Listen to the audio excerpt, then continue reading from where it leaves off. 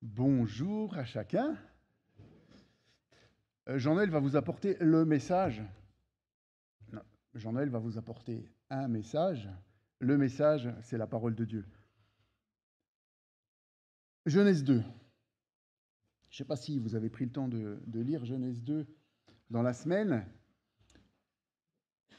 On a envie de se dire, bon, c'est bien, Genèse 2, il plante le décor, vivement Genèse 3, qu'on passe aux choses sérieuses. Et puis Genèse 2, il y a le 7e jour, alors pourquoi il n'est pas avec les 6 premiers? Et puis après, il y a l'homme qui donne des noms aux animaux, et puis après, il y a l'institution du mariage. Bon, on plante le décor, et puis on passe aux choses sérieuses en Genèse 3. Mais justement, en Genèse 2, vous verrez, on va apprendre beaucoup de choses. Alors comme nous l'ont dit Jean-Jacques et Matthieu, sur les deux premiers messages qu'on a eus sur Genèse 1, l'homme a été créé par Dieu, à l'image de Dieu, et pour représenter Dieu sur terre. J'ai été touché de comprendre que mon voisin, que je peux croiser à Verdun, est créé à l'image de Dieu. Même si cette image est devenue floue avec la chute, avec le péché, tous ceux qui m'entourent, hommes et femmes, sont créés à l'image de Dieu. Et le sens de notre vie est de refléter Dieu. Charge à chacun d'entre nous, qui l'avons compris, à accepter de transmettre l'Évangile pour que tous puissent donner un vrai sens à sa vie. La semaine dernière, je sais pas, non, pas la semaine dernière, il y a 15 jours, on nous a rappelé que souvent on se posait la mauvaise question par rapport à Genèse 1. On cherchait souvent à comprendre comment toute chose avait été créée plutôt que dans quel but. Mais on a bien compris que que Dieu a créé l'homme pour le représenter. Alors dans le chapitre 2, on peut souffrir du même problème. On peut utiliser l'une ou l'autre des parties du texte pour justifier nos positions bibliques, pour justifier nos usages ou coutumes. Par exemple, on pourrait lancer un débat sur la supériorité de l'homme sur la femme, parce que la femme a été tirée de l'homme. Ou encore lancer un débat sur le fait que l'arbre a été planté et que Dieu aurait tenté. Mais comme pour le premier chapitre, nous nous posons les mauvaises questions. Si nous avons compris le rôle de l'homme dans le premier chapitre, ici Dieu instaure les règles du jeu, en quelque sorte. Alors ça vous aura pas échappé, ou alors vous avez ni la radio, ni la télé, ni Internet. Mais ça vous aura pas échappé que c'est la Coupe du monde de rugby. Tout le monde aura compris aussi que le rôle des joueurs est de gagner la compétition. Toute la préparation de cette compétition, les médias qui ont fait monter la pression, on aura compris qu'il faut la gagner, cette coupe. Mais comment et avec quoi? Genèse 1 nous a exposé pourquoi est l'homme qui reflète Dieu. Mais comment et avec quoi? Alors imaginez, on construit un terrain, un beau terrain de rugby, alors une belle pelouse, des beaux poteaux, des belles lignes pour délimiter le terrain, un bel éclairage, un ballon tout neuf, un stade immense avec des milliers et des milliers de places. Voilà, le avec quoi. Mais vous mettez 30 joueurs sur le terrain, si vous ne leur donnez pas les règles, l'objectif et la finalité, il ne se passera rien. Les joueurs se regarderont dans le blanc des yeux. En réalité, il faut amener le ballon derrière les poteaux de l'adversaire avec des règles bien précises, et ça, je ne vais pas vous les expliquer parce que pour ceux qui regardent le rugby, c'est un peu compliqué. Et finalement, pour marquer plus de points que l'adversaire. Genèse 2 nous renseigne sur le terrain de jeu que Dieu a créé, avec des règles qu'il a établies et les moyens qu'il a mis en place pour notre destination finale. Alors j'aimerais qu'on aborde 3 points ensemble. Après le travail, le repos. C'est la finalité. C'est le trophée au rugby. Et puis, après, un contrat.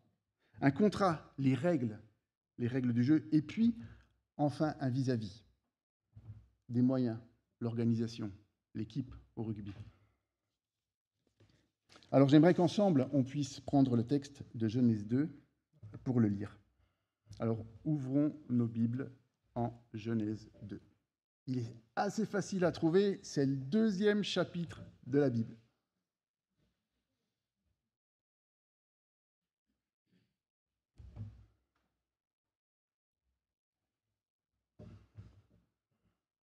C'est ainsi que furent terminés le ciel et la terre et toute leur armée. Le 7e jour, Dieu mit un terme à son travail de création. Il se reposa de toute son activité le 7e jour. Dieu bénit le 7e jour et en fit un jour saint. Parce que ce jour-là, il se reposa de toute son activité, de tout ce qu'il avait créé. Telle fut l'histoire du ciel et de la terre quand ils furent créés. Lorsque l'Éternel Dieu fit la terre et le ciel, il n'y avait encore aucun arbuste des champs sur la terre et aucune herbe des champs ne poussait encore, car l'Éternel Dieu n'avait pas fait pleuvoir sur la terre et il n'y avait pas d'homme pour cultiver le sol. Cependant, une vapeur montait de la terre et arrosait toute la surface du sol.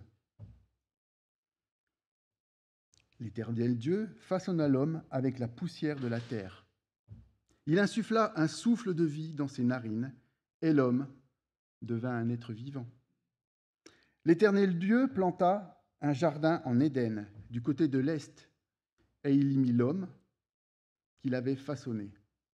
L'Éternel Dieu fit pousser du sol des arbres de toutes sortes, agréables à voir et porteurs de fruits bons à manger. Il fit pousser l'arbre de la vie au milieu du jardin, ainsi que l'arbre de la connaissance du bien et du mal. Un fleuve sortait d'Éden pour arroser le jardin, et de là, il se divisait en 4 bras. Le nom du premier est Pichon. Il entoure tout le pays de Havila, où se trouve l'or. L'or de ce pays est pur. On y trouva aussi le bdellium et la pierre d'onyx. Le nom du 2e fleuve est Gihon. Il entoure tout le pays de Cush. Le nom du 3e est le Tigre. Il coule à l'est de la Syrie. Le 4e fleuve, c'est l'Euphrate. L'Éternel Dieu prit l'homme et le plaça dans le jardin d'Éden pour qu'il le cultive et le garde. L'Éternel Dieu donna cet ordre à l'homme. Tu pourras manger les fruits de tous les arbres du jardin, mais tu ne mangeras pas le fruit de l'arbre de la connaissance du bien et du mal, car le jour où tu en mangeras, tu mourras, c'est certain. L'Éternel Dieu dit, il n'est pas bon que l'homme soit seul. Je lui ferai une aide qui soit son vis-à-vis. L'Éternel Dieu façonna à partir de la terre tous les animaux sauvages et tous les oiseaux du ciel. Puis il les fit venir vers l'homme pour voir comment il les appellerait. Il voulait que tout être vivant porte le nom que l'homme lui donnerait. L'homme donna des noms à tout le bétail, aux oiseaux du ciel et à tous les animaux sauvages. Mais pour lui-même, il ne trouva pas d'aide qui soit son vis-à-vis. Alors l'Éternel fit tomber un profond sommeil sur l'homme qui s'endormit. Il prit une de ses côtes et referma la chair à sa place. L'Éternel Dieu forma une femme à partir de la côte qu'il avait prise à l'homme, et il l'amena vers l'homme. L'homme dit, « Voici cette fois celle qui est faite des mêmes os et de la même chair que moi. On l'appellera femme, parce qu'elle a été tirée de l'homme. C'est pourquoi l'homme quittera son père et sa mère, et s'attachera à sa femme, et ils ne feront qu'un. l'homme et sa femme étaient tous les deux nus et ils n'en avaient pas honte. Avant d'aller plus loin, j'aimerais que nous puissions prier ensemble pour remettre ce moment entre les mains de notre Seigneur. Seigneur, tu es un Dieu grand, un Dieu merveilleux, un Dieu créateur, mais tu es aussi un Dieu plein de grâce. Et Seigneur, nous pouvons nous présenter ce matin devant toi. Seigneur, nous voulons te louer parce que nous avons ta parole entre les mains. Seigneur, nous te prions que cette parole puisse nous transformer jour après jour pour que nous soyons ressemblants à toi, Seigneur, pour que tu nous conduises et que nous puissions refléter ta gloire dans ce monde, Seigneur. Amen.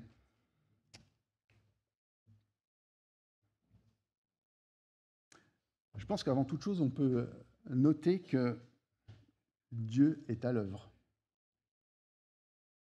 Pour l'ensemble des points abordés dans le texte, il est souverain sur absolument tout. La finalité, l'établissement du contrat, la création de l'équipe, l'objectif. Pour preuve, je vais vous relire juste des petits morceaux du texte qu'on vient de lire.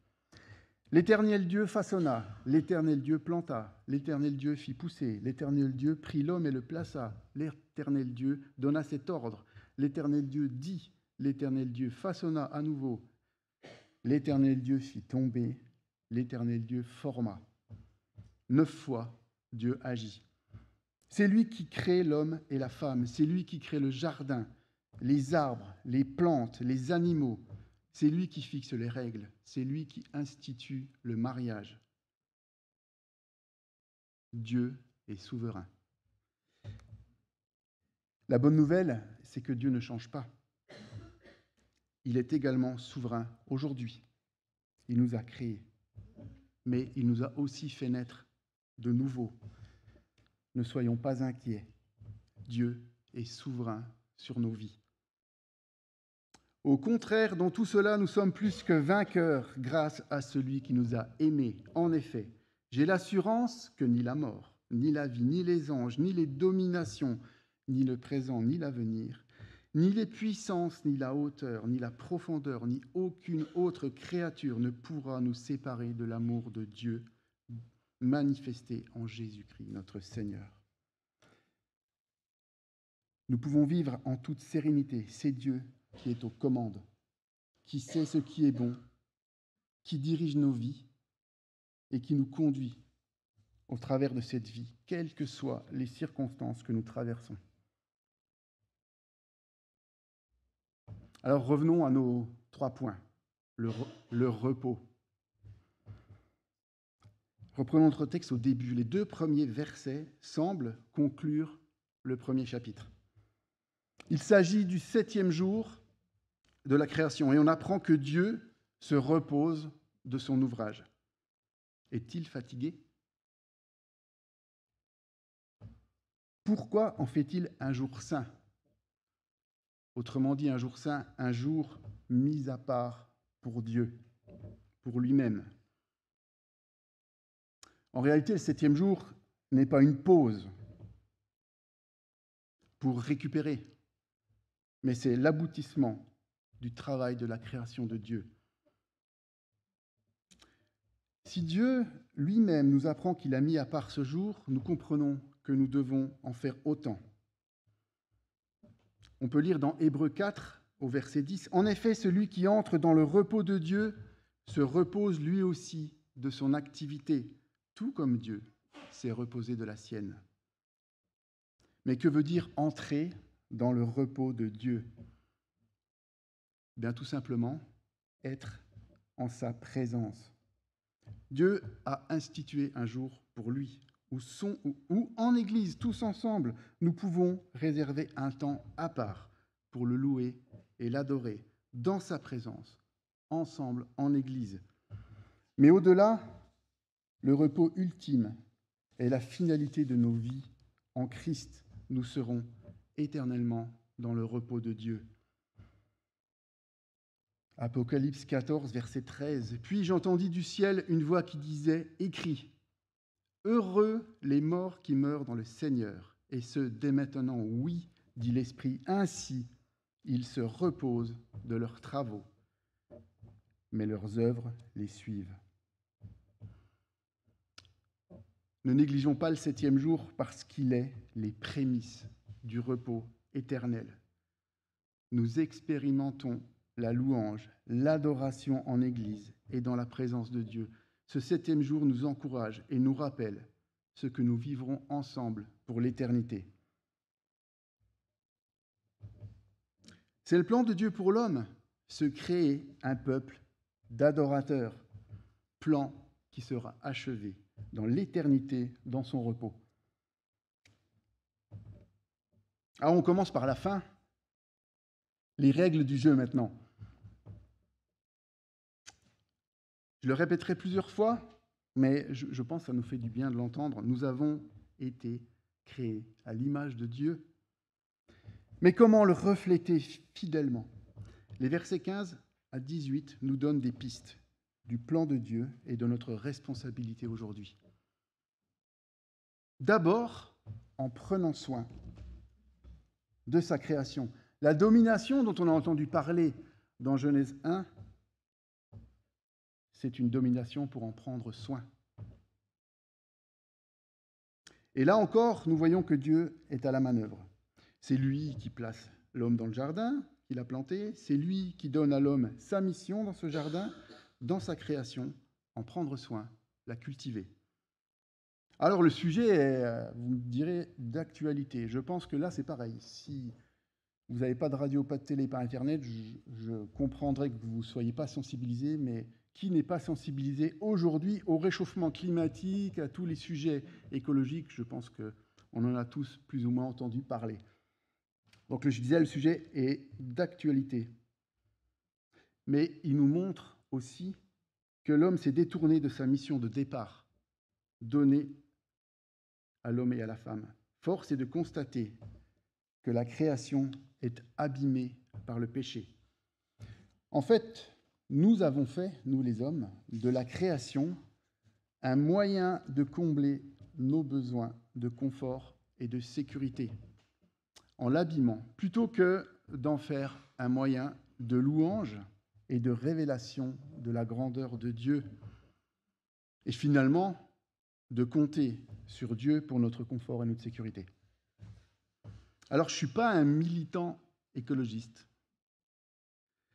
mais Dieu se sert de sa création pour se révéler, de l'homme aussi qu'il a créé à son image, mais aussi du reste de la création. David le disait dans ses psaumes, « Tous les cieux proclament combien Dieu est glorieux, l'étendue céleste publie l'œuvre de ses mains. » Et plus tard, dans le Nouveau Testament, Paul nous rappelle dans l'Épître aux Romains, « En effet, les perfections invisibles de Dieu, sa puissance éternelle et sa divinité se voient depuis la création du monde. Elles se comprennent par ce qu'il a fait. Ils sont donc inexcusables. » Alors la domination sur la création de Dieu ne signifie pas une soumission à des fins égoïstes, mais un soin particulier pour révéler la grandeur de Dieu.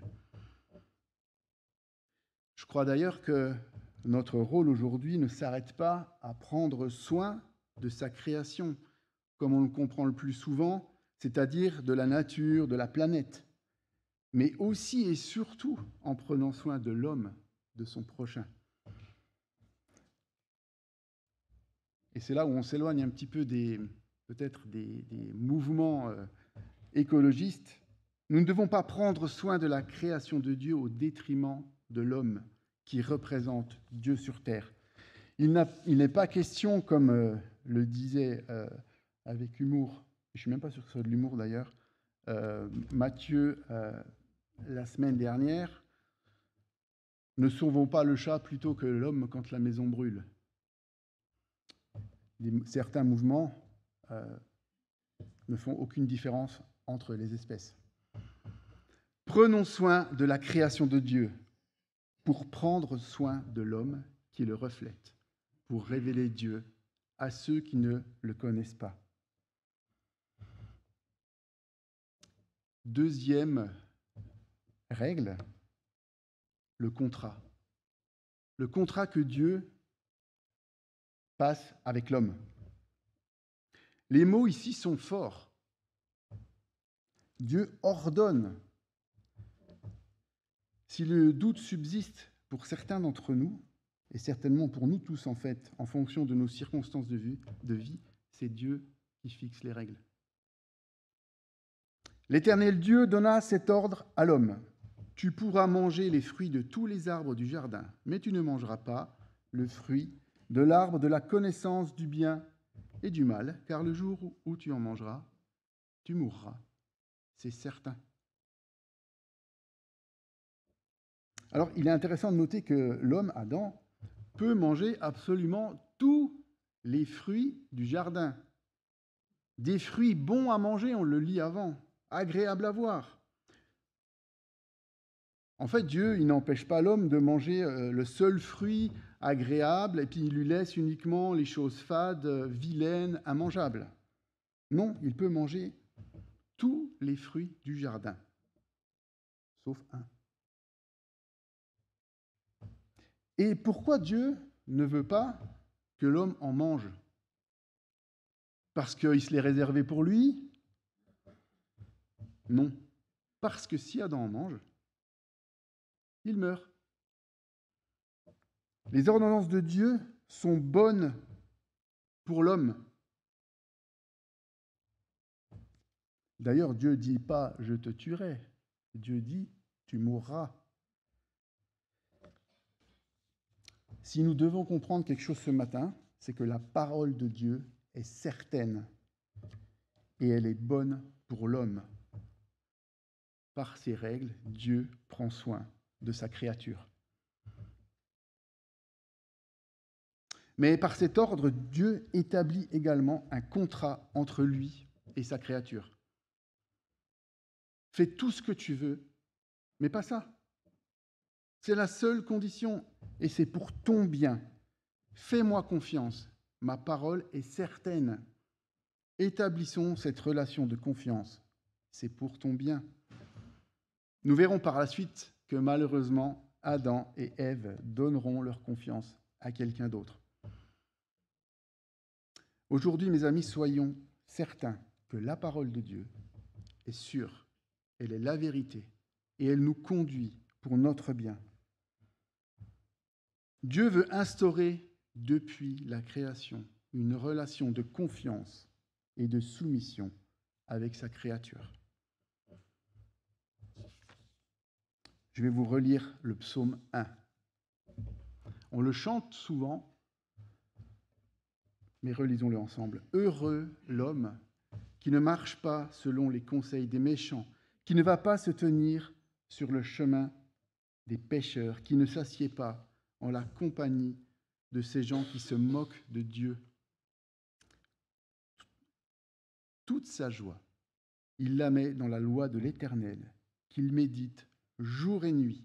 Il prospère comme un arbre implanté près d'un cours d'eau. Il donne toujours son fruit lorsqu'en revient la saison. Son feuillage est toujours vert. Tout ce qu'il fait réussit. Tel n'est pas le cas des méchants. Ils sont pareils à la paille, éparpillés par le vent. Aussi, lors du jugement, ils ne subsisteront pas, et nul pécheur ne se maintiendra parmi la communauté des justes. Oui, car l'Éternel prend en compte la voie suivie par les justes, mais le sentier des méchants les mène à la ruine. Alors, on a déjà observé deux principes établis par Dieu pour le refléter. Prendre soin de sa création et de sa créature et être soumis à sa parole dans une relation de confiance avec Dieu. Dernier principe, l'homme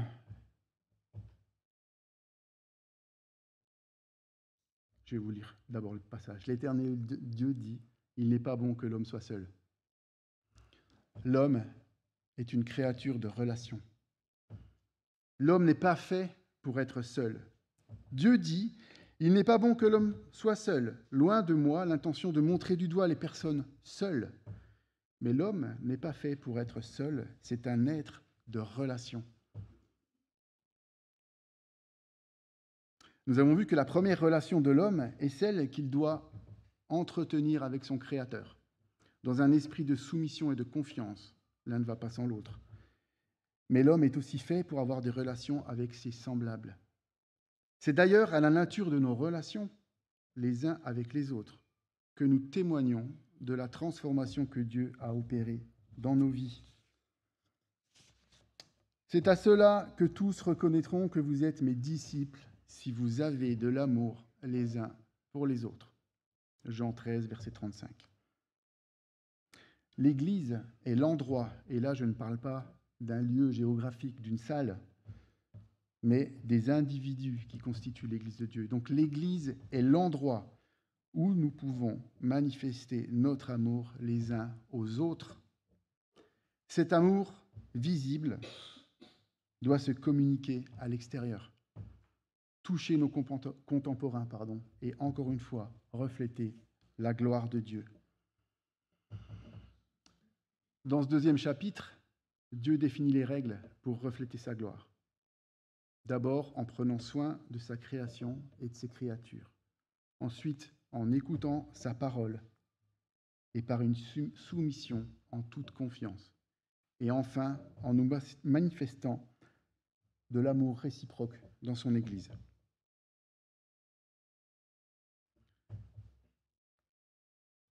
Le troisième grand principe instauré dans Genèse 2, l'organisation. L'Éternel Dieu dit, je reprends le verset qu'on vient de commencer, l'Éternel Dieu dit, il n'est pas bon que l'homme soit seul, je lui ferai une aide qui soit son vis-à-vis. La dernière partie du texte décrit la création du vis-à-vis de l'homme, la femme. Alors, nous pourrions ici lancer une multitude de débats, qui d'ailleurs se lancent, je pense, régulièrement, concernant la place de l'un et de l'autre dans le monde, dans l'Église, dans toutes circonstances. Mais là n'est pas l'essentiel, me semble-t-il. Ce passage est l'institution du mariage par Dieu. Même si ce mot, mariage, n'est pas mentionné, il décrit la façon dont un homme et une femme s'unissent pour fonder un nouveau foyer. Alors il y a plusieurs points à souligner dans la recherche ou la création de ce vis-à-vis de l'homme. Le vis-à-vis de l'homme ne peut se trouver dans les animaux. Certes, ils peuvent être une aide, puisqu'on a lu qu'il ne trouva pas d'aide qui soit son vis-à-vis. Les animaux peuvent être une aide, mais pas le vis-à-vis. Les animaux, ne sont pas de même nature, et en plus, ils ne sont pas faits à l'image de Dieu. On peut d'ailleurs constater dans notre texte d'aujourd'hui une différence notable dans la création de l'homme et celle des animaux. Le premier est formé de la poussière de la terre, et Dieu insuffle le souffle de vie. Les seconds sont formés à partir de la terre. Le souffle de vie, l'âme, marque une différence notable dans le récit. La femme est tirée de l'homme. Deuxième principe, la femme est tirée de l'homme. Elle est de même nature, os de mes os, chair de ma chair. L'homme et femme sont de même nature, à la ressemblance de Dieu. En fait, quand on lit elle sera appelée femme parce qu'elle a été tirée de l'homme, en français, ça le fait pas, en fait. Mais en hébreu, c'est Ish et Isha. Et du coup, on comprend mieux, elle s'appellera femme puisqu'elle a été tirée de l'homme. Isha et Ish. Et avec ces mêmes termes, l'homme et femme sont différents, ce sont des vis-à-vis. Et on peut reprendre Ish et Isha. Ils sont de même nature, mais différents. L'institution du mariage selon Dieu s'entend entre deux êtres humains de sexe opposé et complémentaires. Le monde aujourd'hui nous propose beaucoup d'autres façons de voir. Il n'en reste pas moins que le mariage, au sens biblique, s'entend entre un homme et une femme. C'est pourquoi l'homme quittera son père et sa mère et s'attachera à sa femme, et ils ne feront qu'un. Ou dans d'autres versions, ne feront plus qu'une seule chair. Alors vous ne pouvez pas le voir, mais sur mes notes, j'ai écrit petit 1, c'est pourquoi l'homme quittera son père et sa mère. Petit 2, et s'attachera à sa femme. Petit 3, et ils ne feront qu'un, ou dans d'autres versions, comme je vous l'ai dit, plus qu'une seule chair. L'homme quittera son père et sa mère. Ceci marque le démarrage d'une nouvelle vie, d'un nouveau foyer, d'une nouvelle famille. Cela marque un profond changement. Puis, l'homme s'unit à sa femme. Il s'agit ici de proclamer publiquement de l'union d'un homme et d'une femme dans la perspective de former ce nouveau foyer et cette nouvelle vie. Je proclame que je quitte mon père et ma mère pour m'unir à ma femme. Et puis, ils ne formeront plus qu'une seule chair. On parle ici de l'union charnelle, de l'union sexuelle. Là encore, notre société nous propose de multitudes d'autres possibilités. L'imagination humaine est sans fin. Il n'en reste pas moins que le mariage institué par Dieu s'entend par une séparation d'avec la famille pour s'unir publiquement avec son vis-à-vis. Et enfin, ne faire plus qu'une seule chair, ce qui sous-entend que cette alliance est définitive. Alors vous me direz, pourquoi c'est ici encore une liste d'ordonnances et de règles à respecter. Mais tout au long de la Bible, le mariage humain est comparé à la relation entre Christ et son Église. Le mariage humain est le reflet de la relation entre Christ et son Église, et vice-versa. La succession des étapes qu'on a citées n'est pas un hasard. L'homme ne peut pas faire qu'une seule chair avec sa femme tant qu'il ne s'est pas uni à elle. Et il ne peut pas être uni à elle tant qu'il n'a pas quitté son père et sa mère. De même, l'Église, et je veux dire par là l'ensemble de ses membres individuellement, ne peut pas faire un avec Christ tant qu'elle n'a pas affirmé son appartenance à Christ, et ne peut pas affirmer son appartenance à Christ tant qu'elle n'a pas tourné le dos à sa vie de péché. L'alliance entre un homme et une femme est unique et définitive. L'alliance entre Dieu et son peuple est unique et définitive. Mariés ou non, pour refléter la gloire de Dieu, nous qui avons été créés à son image, nous devons prendre soin de sa création et de ses créatures. Nous devons lui être soumis par l'obéissance à sa parole pour notre bien. Nous devons nous témoigner de l'amour les uns pour les autres pour rendre visible notre appartenance à ce merveilleux Dieu créateur, Seigneur et Sauveur. Notre destination finale étant le repos éternel, c'est-à-dire en louange et en adoration, ensemble et dans sa présence pour l'éternité. Amen. Prions. Seigneur, merci pour ta parole, Seigneur. Merci parce qu'elle nous fait du bien. Merci parce qu'elle nous rappelle ce que nous oublions. Merci parce qu'elle nous rappelle que tu es souverain. Mais elle nous rappelle aussi que tu es un Dieu sauveur, un Dieu plein de grâce, un Dieu plein d'amour.